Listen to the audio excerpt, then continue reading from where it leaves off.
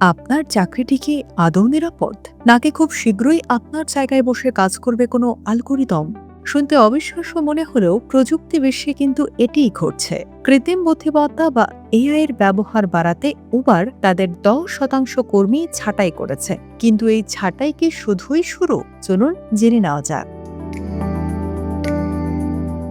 প্রযুক্তি বিষয়ক site and গ্যাজেটের প্রতিবেদন অনুযায়ী প্রযুক্তি খাতের দ্রুত পরিবর্তনের সঙ্গে খাপ খাইয়ে নিতে এই বড় সিদ্ধান্ত নিয়েছে উবার।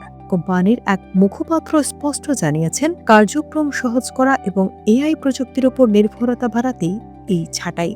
ব্লুমবার্গের তথ্য মতে এই ছাঁটাইয়ের প্রধান কোপটি পড়েছে উবারের কমিউনিটি অপারেশনস বিভাগে। বিশ্বজুড়ে গ্রাহক সেবা দেওয়া, স্থানীয় চালক ও ব্যবসার সঙ্গে সমন্বয় রাখার মতো গুরুত্বপূর্ণ কাজটি করত এই বিভাগটি।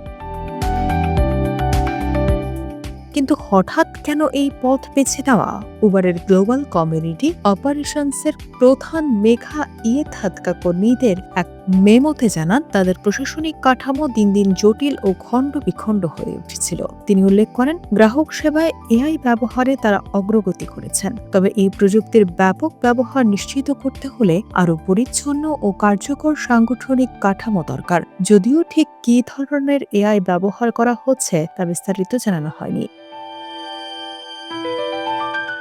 বর্তমানে কাস্টমার কেয়ারে ভয়েস এআই মানুষের মতো সাবলীলভাবে কথা বলতে পারছে এবং গ্রাহকদের অভিযোগ বুঝতে পারছে। তাই যেসব কাজের জন্য হাজার হাজার মানুষের প্রয়োজন হতো তা এখন নিমিষেই করে ফেলছে এআই এজেন্ট।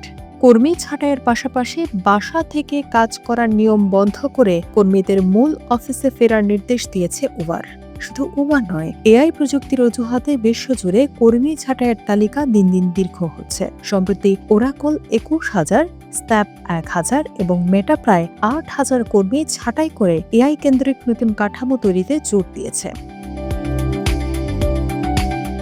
বাস্তবতা হলো, বিশ্বজুড়ে কর্পোরেট প্রতিষ্ঠানগুলো এখন এআই কেন্দ্রিক পুনর্গঠনের মধ্য দিয়ে যাচ্ছে, যেখানে ব্যয় কমানোই মূল লক্ষ্য। উবারের এই সিদ্ধান্ত স্পষ্ট বার্তা দিচ্ছে, ভবিষ্যতের কর্মক্ষেত্রে এআই কেবল সহযোগী নয়, অনেক ক্ষেত্রে বিকল্প হয়ে দাঁড়াচ্ছে।